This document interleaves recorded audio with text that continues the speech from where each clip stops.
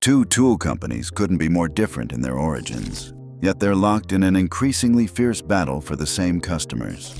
Harbor Freight represents the American success story that grew from a mail-order salvage business into a $9 billion retail empire with over 1,600 stores. Now it faces its most serious challenge yet from VEVOR, a Chinese startup that exploded from $33 million to $2.7 billion in revenue in less than a decade. This David versus Goliath story unfolding in America's tool aisles represents more than just corporate competition. It's a clash between old retail and new digital strategies, between established American business models and aggressive Chinese manufacturing, between gradual evolution and explosive disruption. Harbor Freight's story reads like classic American entrepreneurship. In 1977, Eric Smidt and his father Alan started Harbor Freight Salvage in a small North Hollywood building, dealing with liquidated and returned merchandise through mail-order catalogs. Eric's journey to this point had been anything but typical. Sent to an orphanage at age 9 when his mother's multiple sclerosis overwhelmed his father, he bounced between relatives before getting his own apartment at 16. He never attended college, but by 17, he was flying to Japan for supplier meetings. The company opened its first retail store in Lexington, Kentucky in 1980. Then slowly built what would become America's largest tool chain focused on budget-conscious consumers. The real transformation came in 1999 when Eric bought out his father's stake for $21 million, becoming sole owner. This wasn't without drama, though. Alan Smidt later sued his son in 2010, claiming Eric had looted the company and had him escorted from headquarters with orders not to return. Despite family turmoil, Eric Smidt built something remarkable. Today, Harbor Freight serves over 75 million customers annually, employs more than 28,000 people, and generates an estimated $9 billion in revenue. Smidt, now 65, owns the company outright, which is rare among major retailers, and his estimated net worth ranges from $8.5 to $18 billion depending on the source. But success bred complacency, and Harbor Freight began moving up market. They introduced premium lines like ICON hand tools and Hercules power tools, targeting professionals willing to pay more for quality. Their strategy shifted to a tiered good, better, best model, with prices 40 to 60% below premium competitors, but significantly higher than their historical bargain basement positioning. This created an opportunity that VEVOR founder Jiao Rubao recognized perfectly.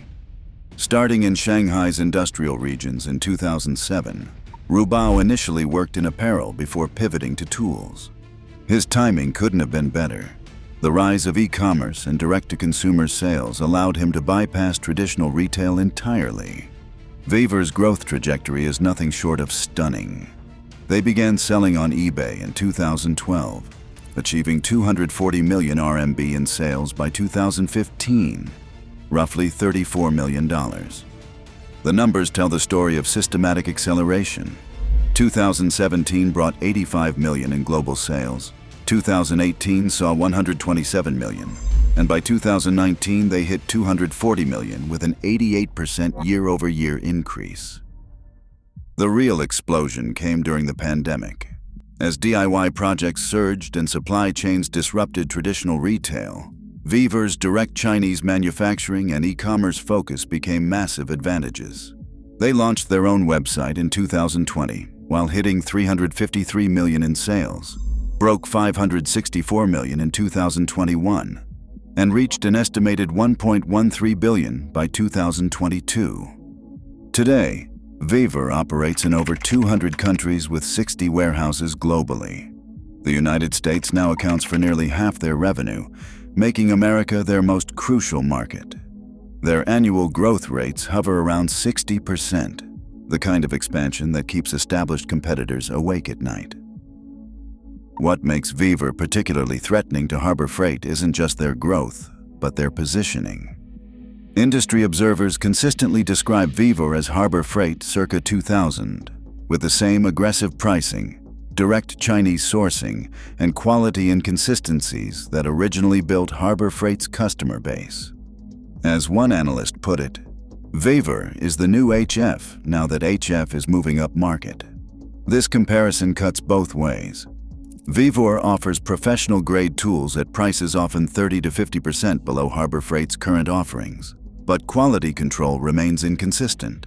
They face the same challenges early Harbor Freight dealt with, including safety recalls, mixed user experiences, and difficulty finding replacement parts. Many electrical items aren't UL listed, making them unsuitable for unattended operation.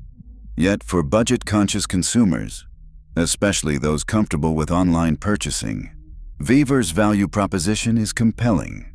They excel in niche industrial equipment that Harbor Freight doesn't carry, and their direct-to-consumer model eliminates retail markup entirely. The competitive dynamics became crystal clear in early 2026 when VEVOR made a bold move by opening their first American retail store. Located in Houston and spanning nearly 32,000 square feet, this flagship represents a direct challenge to Harbor Freight's physical retail dominance. The store features hands-on demonstration areas and a hands-on pro zone where customers can actually test car jacks, woodworking tools, and other equipment before buying. Gavin Wu, VEVOR's brand director, positioned this expansion strategically. As more customers want to see, test, and understand tools before buying, this store helps bridge that gap by offering hands-on product experiences while maintaining the accessibility and value customers expect from VEVOR. Harbor Freight isn't standing still. They've invested $30 million in research and development facilities, aggressively expanded to over 1,600 stores with plans for 2,000 by year-end, and leveraged $3.17 billion in debt refinancing to fuel growth. Their e-commerce revenue hit $414 million in 2024, showing they're not ignoring digital channels. Harbor Freight's upmarket strategy is working with certain demographics. Their ICON tools specifically target high-end professional markets, traditionally dominated by Snap-on and Mac Tools' expensive truck-delivered offerings. Younger automotive technicians increasingly choose Harbor Freight's retail-purchased professional tools over traditional tool truck brands.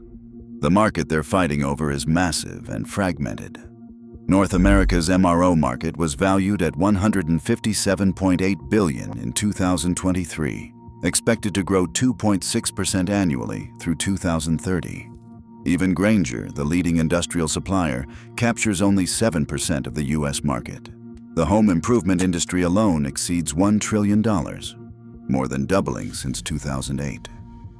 This fragmentation creates space for both companies, but their different strategies serve different customer needs. Harbor Freight appeals to customers who need tools immediately and value easy returns through physical stores. Their warranty claims are simpler, just walk into any location. They're also building brand loyalty through cordless tool ecosystems where batteries work across multiple tools.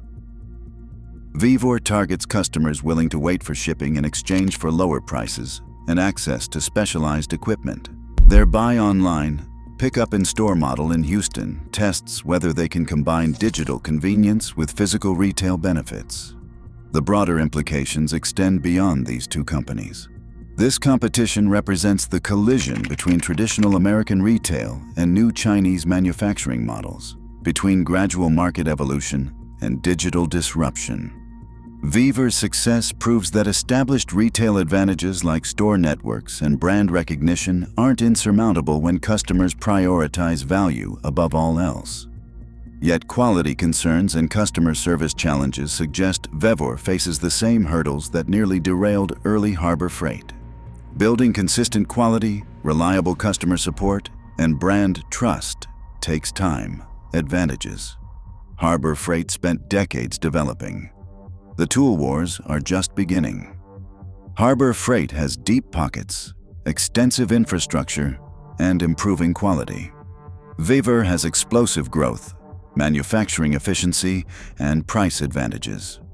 Both serve the growing prosumer market, customers demanding professional performance at consumer prices. The winner likely won't be determined by who builds the most stores or who has the lowest prices, but by who best understands that modern tool buyers want professional capability, fair pricing, and reliable support. Whether that comes from American retail experience or Chinese manufacturing efficiency remains the multi-billion-dollar question reshaping America's tool industry.